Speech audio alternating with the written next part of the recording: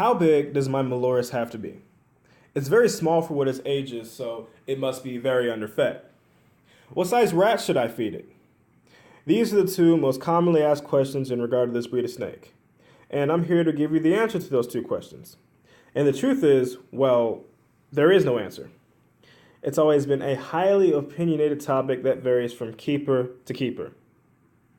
Now, when I first started keeping, this was known as a 20-foot, 250-pound snake. Now, under the correct circumstances, some will stay less than 12 feet. Not always. It's not really much of an average, but sometimes they do. But our sources of information come from Google, YouTube, and Facebook forums.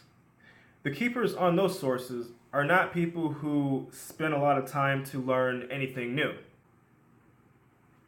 Most of our information also comes from python breeders whose intentions are to make a profit fast, so we'll feed the females as much as possible for more eggs and to breed as quickly as possible despite risks of overdevelopment issues.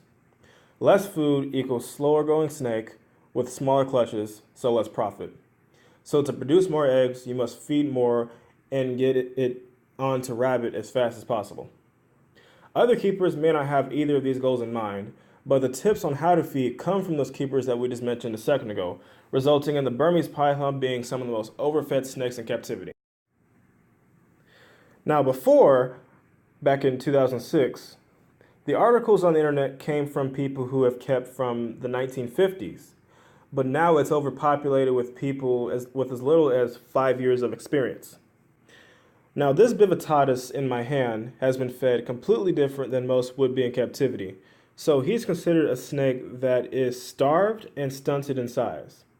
But the funny part is that I could sell him as a 4-month-old snake if I wanted to, and you simply couldn't tell the difference between that and his real age, which is actually 1 year and 6 months. He is not even 4 feet yet, and I've seen males and females 10 feet at his age easily. He'll get one meal either the size of his girth or a little smaller between 4 and 12 days. Now, when you use a little bit of logic, that is still a good bit more than he would get in the wild. I do not recommend once a month feeding, even though, yes, it could survive okay that way, but the goal is to avoid any loss in muscle definition. The python Bivitatus in captivity is known not to live past 14 years on average due to obesity and developing respiratory issues because of living in 6-foot enclosures.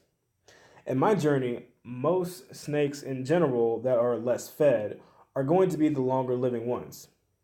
Now, just to be clear, no, you cannot keep a Burmese python small. There is no guaranteed size for this snake. In Florida, they had just found an 18-footer that was confirmed a male. As far as evidence shows, there is a misunderstanding for how much to feed serpents in general, but to explain how I personally feed is a bit technical for someone who's new to keeping. The thing about keeping this animal in captivity is that it's hard to understand its lifestyle in the wild, so who knows how many things that we're doing are actually out of balance. Either way, right or wrong, I do not recommend a Burmese python as a pet. Although after seeing this video may ease your mind into getting one, you could still end up with an 18-foot snake because their growth may slow down after 3 years, but they will never stop growing. And the longer they live, the more they will grow. This video is only to help owners prevent obesity. Though you can get this snake 12 feet in 3 to 4 years, I believe it could be pushed to be 12 feet in around 10 years for a healthier snake. But do not forget, people have been killed by 8-foot berms, so I hope that when you see this video, I don't talk you into getting one when you know you do not want a giant snake. My entire theory could be wrong. This is only an experiment, but I hope this made you think differently about snake growth. And keep in mind, this does not just work on Burmese pythons, but if you're going to try this feeding method, please be careful to not starve your snake.